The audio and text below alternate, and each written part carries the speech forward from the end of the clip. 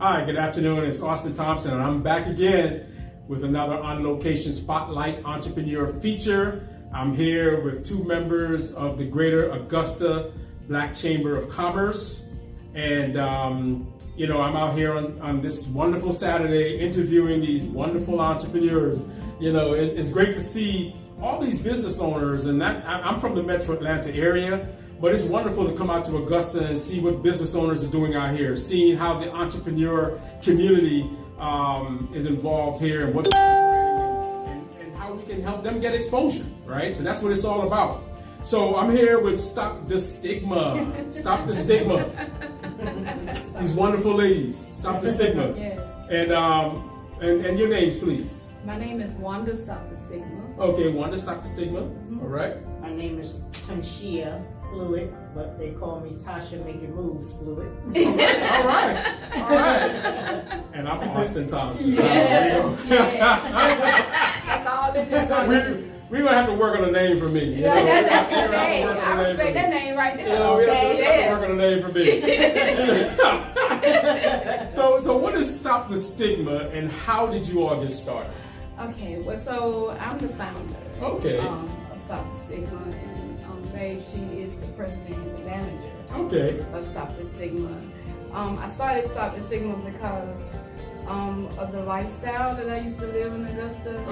I'm a recovering addict and did a lot of destruction in the midst of my addiction, and just did a lot to my community. So when I came out of prison, I've always had people in my life that told me I was better than what I was doing. And I had a lady named Samuel Wembley that was the guru of stopping the stigma for the HIV community.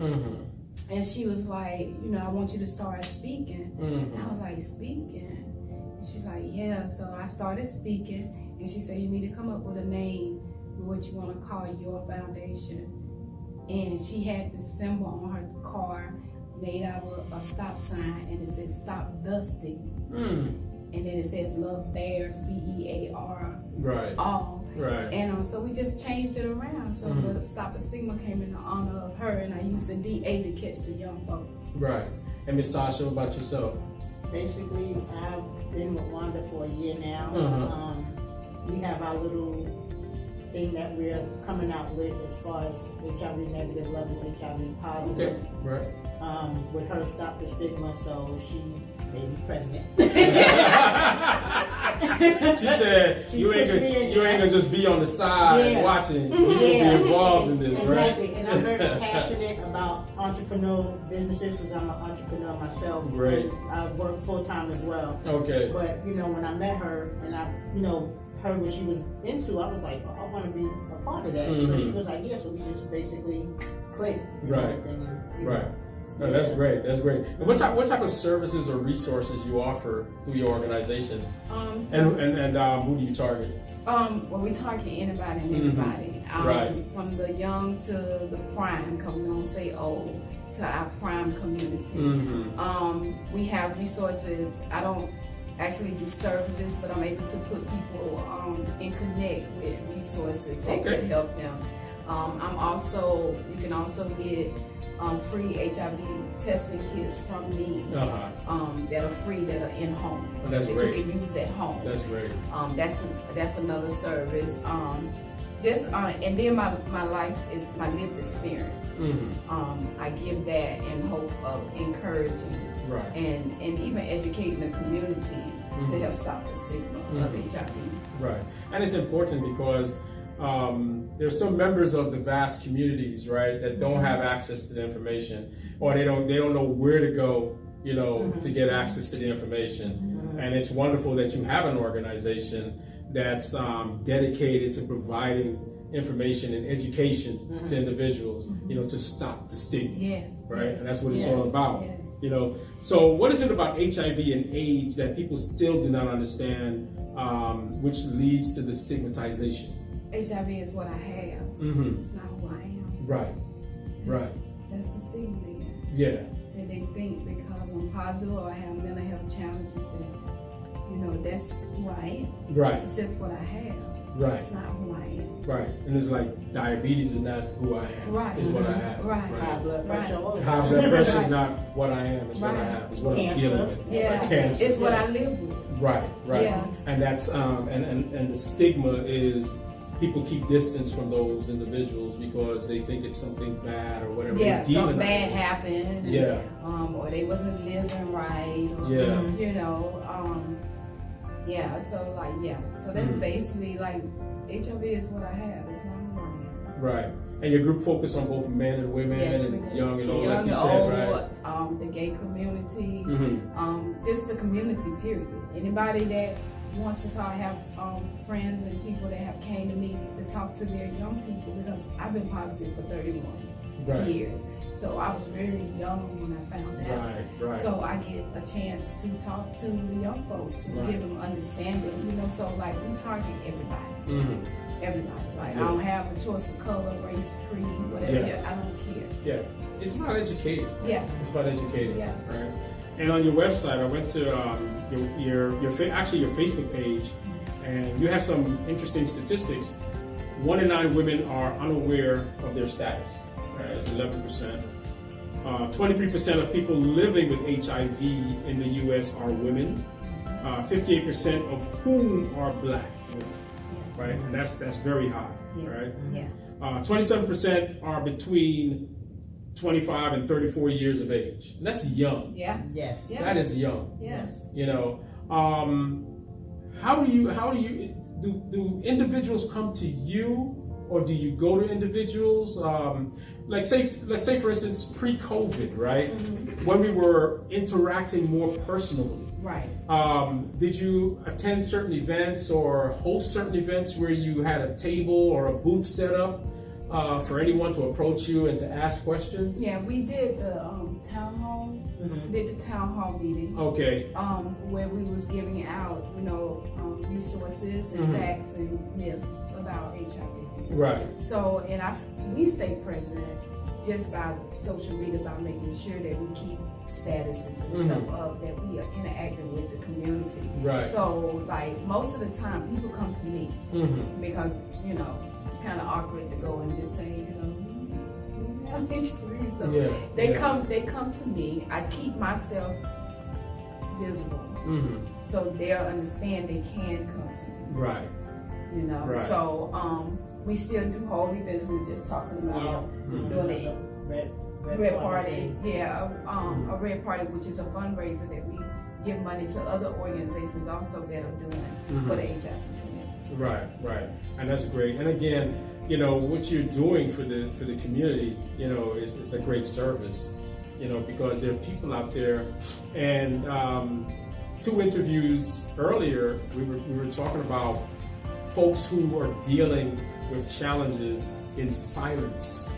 You know, in silence, and they don't want to come out for fear of being attacked and for fear of being shunned. Yeah, and like we surrounded by HIV when we do mental health too, because I live with mild schizophrenia. Okay.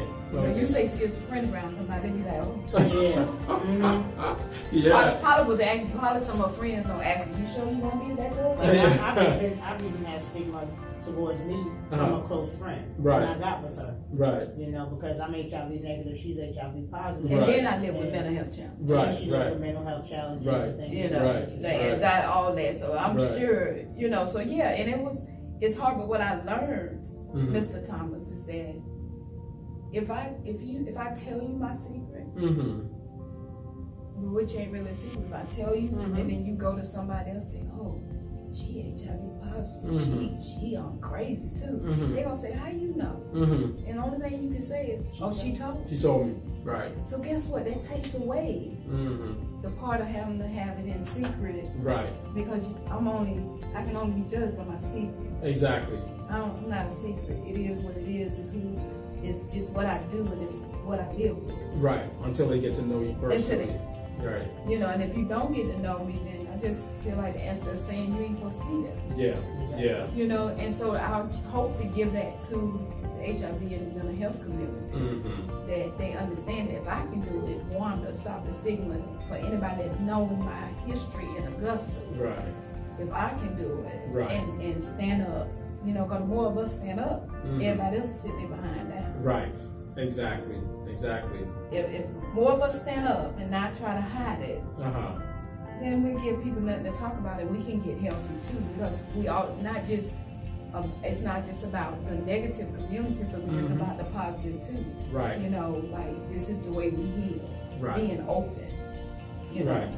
Right. So your business is the organization that you have formed for mental health assistance, helping folks deal with mental health and anxiety and stress, and also coming to grips with their own HIV positive status. Yeah, or any other status. Or any other status. Hepatitis, right, exactly. Any challenge.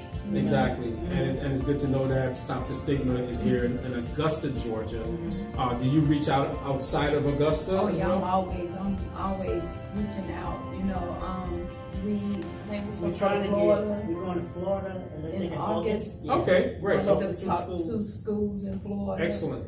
You know, so yeah, we are. I'm real passionate about the communities. I say communities that I serve. Yes, ma'am. You know. Yes, ma'am. And should we say it's just those who are sexually active and promiscuous that should be tested? No. Or educate me. Okay. Educate me. So let me tell you, like one of my married friends told me, Mr. Thompson, I ain't got no people in my pocket. I'm married, man. We married, but she's not in my pocket 24/7. Right. So I can't say what she will and what she won't do. Right. I trust her to do the right thing. Exactly. I trust him to do the right thing. Exactly. But it doesn't necessarily mean. So I have friends that are married that get tested every 6 months. So it's not just about, people that, on drugs, being from whatever, the stigma, but everybody should be tested. Right. You know, because everybody's had a sexual history before you get with your partner. Right. And you made you said something very important, and made a very important statement. It's not just because you're married. Don't mean ain't nothing going on. Right. Because you're not with the person 24/7, and you don't know what's happening outside of that relationship, outside of that marriage. Right. Not saying that's what married people do, but today, but it's real. Yeah, but that's a part of how society runs. Yeah. It's there. Like that's like people having sex. Sex ain't gonna never stop. Yeah. It sure won't. It sure won't. Like they want to go into school and talk about abstinence. That's not what happens. Exactly. Like sex is going on. Exactly. So even in COVID. Yeah, especially in COVID. We're supposed to be socially distancing. We're supposed to be socially distancing. Especially in COVID. You know what I'm saying? Especially in COVID. That's right. So like everybody, like you just because of the fact, even if you're married, you had sexual life before that person. So like anything could pop up. Not necessarily say they cheating or you're cheating, but that's just like that's how we stop it. That's right. That's how we stop it. Right. We stop saying it's just this group or that group. Like it don't care who it is. And I'm sure the apprehension to getting help or to declaring that I may be a candidate, right? I'm positive. It could be for fear of being shunned. Well, and I get that. I get that because, like, okay, I'm gonna give you a story.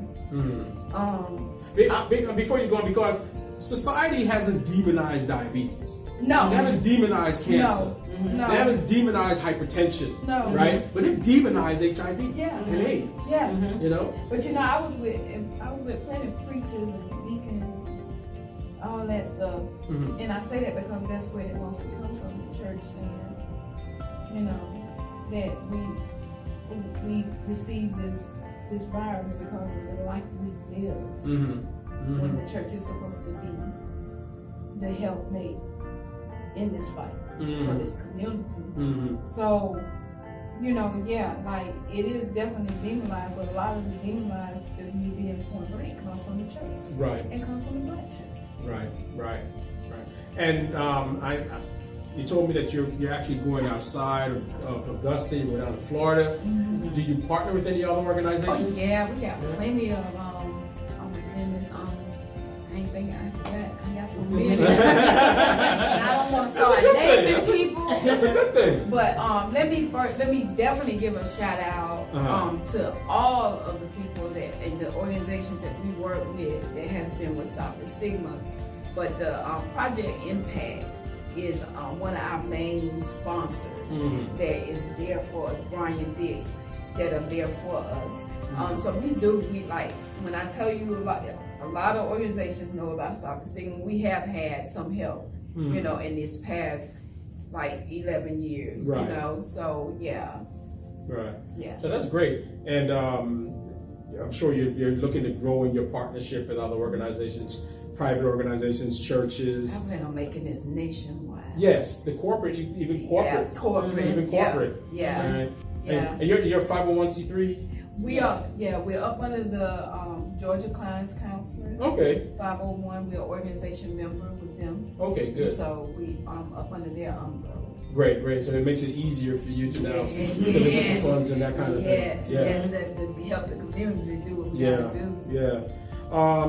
So what kind of grants do you pursue to assist in funding your programs? What kind of grants do you pursue? We haven't did any grants. All this come from personal donations. Personal donation and my our pockets, and our community pockets. Right, so we haven't really did what we haven't did anything. We've done this like 11 years just on our backs. You know, I want to leave this as a legacy. Yeah. I want it to help the community. Where do you see Stop the Stigma 5 years from now? Because you say you don't do grants yet.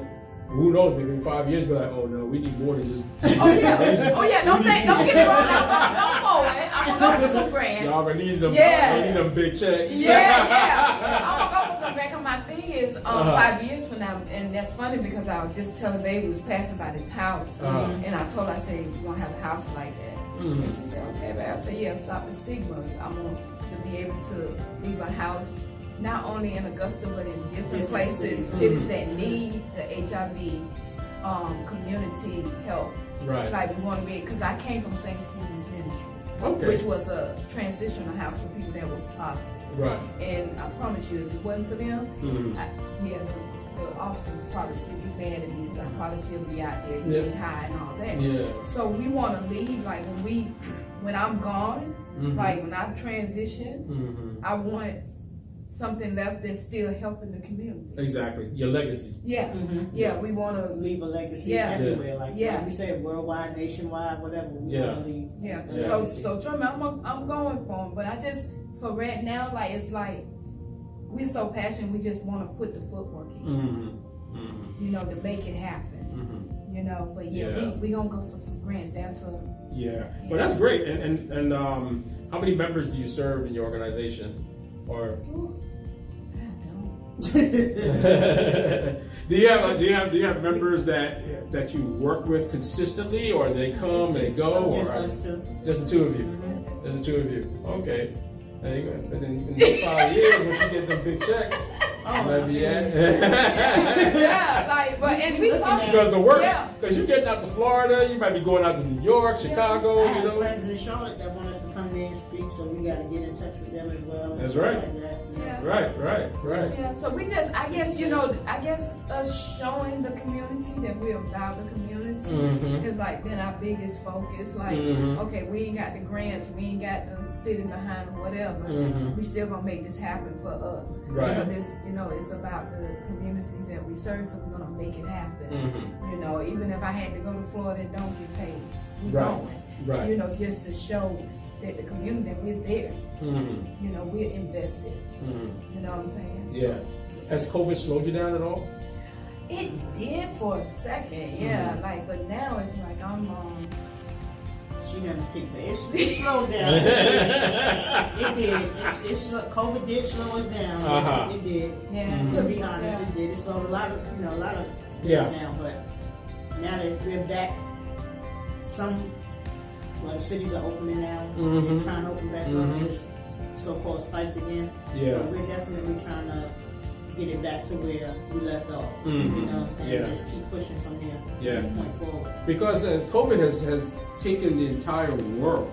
Not even those of us in the U.S. Exactly. It has taken the entire world virtual. Yes. You know, and I think that's what I miss basically is the person-to-person contact. I'm like that. See, that's where we get back into the anxiety part. Yes. It's affecting a lot of people with those type of challenges. They're not used to being stuck in having to stay and isolated. Everybody likes that one-on-one touching. You know what I'm saying? That's how I collect my each other's presence, and that's how we get. You know, do you reach out to folks on Zoom or anything? You have Zoom sessions. We do Zoom. We do Facebook Live. We try to build our YouTube page as well. We got a page on Facebook as well, Tonshia and Wanda.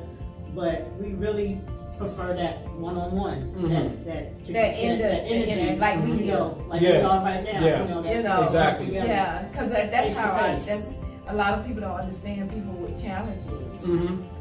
Like with me, with the anxiety, that was something that they had to deal with when this happened. It was like I was like this because I was so used to, getting dressed and going and interacting with people to talk to them about Stop the Stigma or just being around friends and family and like that food, so so I suffer with depression and anxiety as well, and I had to keep my anxiety down, deal with her, but see, I was what they call what did they call us? That we still had to go to work because I work at the post office. So I still was able to go out and stuff. Yeah, right. She was still stay in the house. You know what I'm saying? Okay. You got like a good balance for each other. Yeah. Basically. Oh, that's good. Yeah. That's good. Yeah. And you use your own personal experiences when you're speaking to folks who come to you. I need some help. Yeah. I'm struggling with this. I don't know how to deal with it. And you can actually leverage and pull from your own personal experience to help them. Instead of trying to tell somebody what to do, I can kind of tell them what I did and allow them to move forward and how they take whatever we give them to move forward. It's not about us trying to tell anybody what to do, even in their sexual life. It's just for me to tell you what I've been. Exactly. So, and it's not about telling somebody what to do. Right. But it's giving them a shared experience and a story. To say I'm not by myself with this. Exactly. Oh, what? Oh, okay, girl. My stuff don't feel so bad. And folks open up folks open up even more when they realize, oh, you went through that too? Yeah. You experienced that also? Yeah. Because for some reason, folks, when they come to you for assistance, they think you don't know where they are. Right. But I've been where you are. Right. I've overcome those challenges, and then I'm glad you came to me. Now I can tell you what worked for me. Right. Hopefully, if it works for you, fine. Yeah. And and I live with a lot of stigma. Right. Like they got some stigma too with the mental health challenges and being with me. Like with me, like I'm a recovering crackhead. Right. That's a stigma in itself. Right. I'm a returning citizen from prison. Right. That's a stigma in itself. I'm a gay woman. Right. That's a stigma in itself. Right. I'm a brown woman. That's a stigma in itself. And I'm an outspoken woman. That's right. a stigma in itself. But what you are also is you're not someone who's allowing your circumstances and your past to prevent you from moving forward. Right. Exactly. Right. You recognize, I'm this and I'm that and this is what I want, but that's because in the earlier interview we talked about the caterpillar who metamorphosizes into a butterfly, right? Yeah. And sheds that shell and now transform into something beautiful. And that's what you are. That's what you are. Hopefully, right? No, I mean, because society, don't judge lest you be judged, right? Yes. And society is unfair sometimes because they see you, they know about your background or something like that, and then they want to hold you to that. Yeah. And that's all they see you as. Yeah. But they don't see you as these two ladies who are now looking at helping others overcome their challenges as you overcame your own. Right. That's why we're trying to get them more people to come out. Like whatever's wrong, it's okay. Let them know it's okay to tell your truth, It's okay to be honest with people. Like, I'm gonna tell you a quick short story. When I got with her, we met online. Okay. Plenty of fish. Plenty of fish. Okay. One is like one is like don't tell that story. Tell that story. I have to tell it because I have to show how people, are like, if they're honest with you. You know what I'm saying? Like, when I met her online. I went to her page about 3-4 times. Every time I contacted her, she was like, did you read my profile? Every single time. Did you read my profile? No, I did not. Read my profile, get back to me. 3 times. Third time is always the charm. Third time I went back, read the profile. I said, okay, she has HIV, so what I'm supposed to do? Like, I'm not that type of person. I don't judge people. Yeah. You know what I'm saying? I'm like, okay, you have HIV. I have friends and family that have HIV. I have friends that passed away from it. I mean, AIDS. Okay, you say that to say what? So I was just thankful because in the second sentence, she said hello. So I was like, and she said it in the second sentence. My name is Wanda, Collier, blah, blah, blah. And I'm HIV positive. And then she began to, tell about what she's looking for in a person, blah, blah, blah. And what drew me to her is because she was honest. What drew me to her is because you have so many people out here now that have this challenge and other challenges that they're not going to tell anybody. Like, you have, even with the young kids, I'm so passionate about the young kids. Like, the older ones, y'all know better sometimes. Sometimes, yeah, that's what I said, sometimes. Y'all know better sometimes. But, like, I'm passionate when it comes to I'm not saying I'm not passionate with us crime people, because I'll be 50 this year, y'all. I'm not, you know what I'm saying? But the young ones is what, like, they're out here, like, what they say, wilding out or whatever. They're out here, like, gung-ho, like rabbits. You know what I'm saying? And not protecting themselves. And they're catching this challenge as well. Amongst other challenges they're getting as well. And I'm like, just the fact that she was honest with me. You know what I'm saying? And she's authentic. She's authentic. And the fact that she was like, I'm not going to give you the time of day until you read my profile.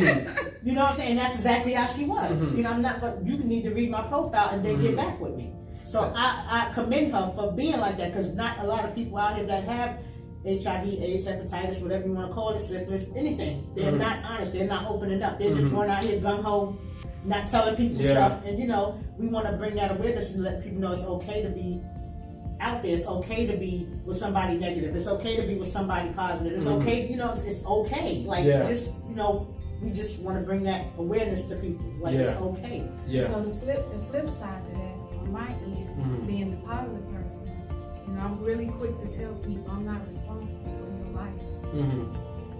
So if you don't ask no questions and you don't worry about your life, and I'm in that space where I'm not telling anybody because I feel the stigma of it, then it's not my fault if you get it. Because you're responsible for your life. So that's another stigma, that we want people to know that has it or have anything. You can stand up. Like, I tell people, because it weeds the people that don't need to be in my life out of my life. Right. That's why I take up. If you ain't strong enough to deal with mine, I ain't gonna cuss y'all.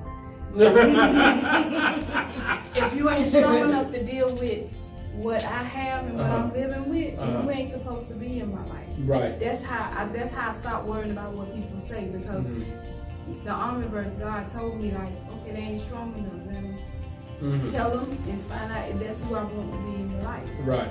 And then on the other end, like I said, people have to stand up too and take responsibility for their own life. Right, exactly. And that's with anything, not just with HIV, just with anything. Exactly. But even with that, people don't do that. They don't take responsibility. There's always the blame game, So on both ends, let's stand up and then let's take responsibility also. Exactly. Yeah. And I really appreciate the honesty in your interview, because are you familiar with the organization Release? I'm not. No. The young lady who I interviewed earlier, I forgot her name. Excuse me, but she's also a member of the chamber, and it sounds like your stories are so similar. Right? Wow. When you talk about challenge, when you talk about understanding that, hey man, this is what I used to be. Yeah. I ain't like that no more. Yeah. This is who I am now. Yeah. I have fallen too. And I've met people who have fallen. I'm like, so what? Yeah. You know, just learn from your mistake and keep it moving. Learn from your and learn some lessons and keep it moving. And that's what life is set up about. And people claim to not see that. Like you're supposed to, everything's not gonna go right because if it goes right, you never know when stuff is right.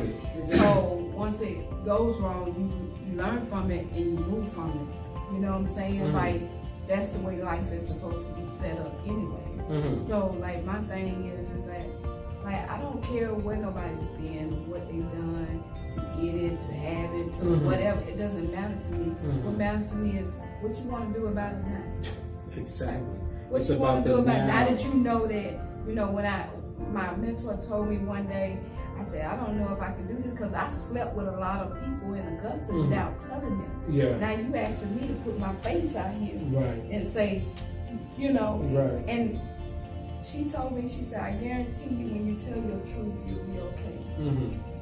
And I haven't had nobody. No problems. Right. Now my take is that that's because they don't want nobody to know they've been with me anyway. That was my take. You know, so remember that one.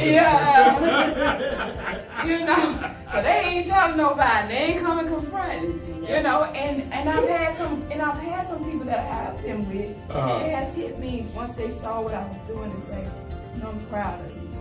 I'm glad that you're doing better. You know, so you know it was a scary thing for me, but then look at it now, like you know, like I tell anybody, I walk up to anybody, I don't be caring. Me and baby in the grocery store, I get talking like, yeah, girl, I'm HIV positive. And I know the first time I probably did, baby like, what the? What is she doing? Let me get out of here. Somebody gonna jump us or something, girl. But you know, every time like because I want people to know, because that's I want the HIV community and the mental health community to know you can do this. You can, the more you tell your truth, people got to sit down. Exactly. They can't come up against you. Right. And then they got to take responsibility for themselves. Right. Stop the stigma. What value do you bring? Folks come to you for assistance, for information. What is the value they're getting from Stop the Stigma? They get free contraceptives. As we can get that's part. Yeah, we give out. You can go to the health department and get it, but if the health department is closed, but I think I wish you gonna say that. But I mean, you know, the cost of contraceptives is a little high. You can come get them free, baby. You can come get them free. Anything, and we got everything. When I say everything, I mean everything. Everything. But I think our value that we bring is truth. And we give our truth, and we make them feel comfortable talking to us and giving us their truth. Like, I talk to you like I've known you for years, like I'm your best friend. Like you wouldn't even know that you're just calling me for advice or anything like that. Like, if we're always there. If you need us, we're there. I think that's the value that we bring. Like that, this is our mind and heart. Like it's right here is made up about self-esteem. Might get a couple of tears on the phone too. Yeah, you know? and you know, I think what people are looking for is just authenticity. And they're looking for someone. They're just looking for people who are genuine and allow them to be them. Allow them to be them. Yeah. So that's the value. That's the value you bring. We're not trying to be somebody that we're not. We don't want you to be somebody that you're not. We just want you to be real, because we're going to be real with you. Exactly. And whatever help we can give, and whatever information we can give you, we're going to do that. Right. Well, that's great. Yep. And I tell you, I really enjoyed this interview because I enjoyed it. I was so ready. I was so ready to get an interview. I was so nervous. Why are you nervous, Miss Tonshia? This is my first time ever doing something like this. Oh yeah. Yeah. Oh okay. Yeah. Well, that's good, man. Because I mean, I like to interview all businesses, right? All entrepreneurs. Right? I don't have to sit with the attorney and the CPA. I don't have to sit with the guy who runs the manufacturing firm. I want to speak with those who are impacting the community, because you guys run businesses too. Yeah, Nathan, told me about release. I'm going to look that up. And you can ask Miss Ronique. She can give you the information. Okay. Because I think that's what it's about. Yeah. I think that the communities the organizations, the companies, you know, everybody should be connected to everybody, and no matter what it is, you know what I'm saying? I have people that are positive, but now are living on their own and need, you know, financial guidance and stuff like that, you know, trying to be more productive in society and stuff. Right. So it's great for me to be able to say, well, let me call Mr. Thomas. And, he, you know, I might not have that information, but I have someone with it. So I feel like we all definitely should be connected. Yeah.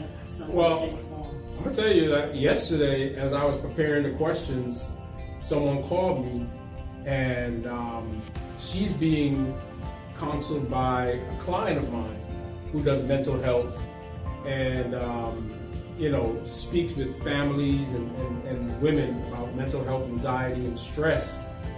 And one of her clients called me and she said, I got these 3 boys. I need help with them. And you know, their father don't talk to them. And I said, well, how old are they? And give me some background about them, you know. And I told her, I said, I don't mind, because I mentor young boys, you know. I mentor young boys, and I mentor boys because I was a young boy, grew up with a man. I guess it's because of, I don't know how it is to be a young girl. Right? I don't know how it is to be a woman. Right, so, I mean, naturally, I gravitate towards young boys because I could tell them, all right, this is how, if you want to be a man, this is what you got to do. If you want to be a responsible man in society, if you want to grow up and do all the responsible things and walk the path to be successful as a man, this is what you need to do, right? Not that I wouldn't mentor young girls, right? But but that's where your calling is. Yeah. We all play our role in that calling. But as soon as he said that, I thought about. So like, you know,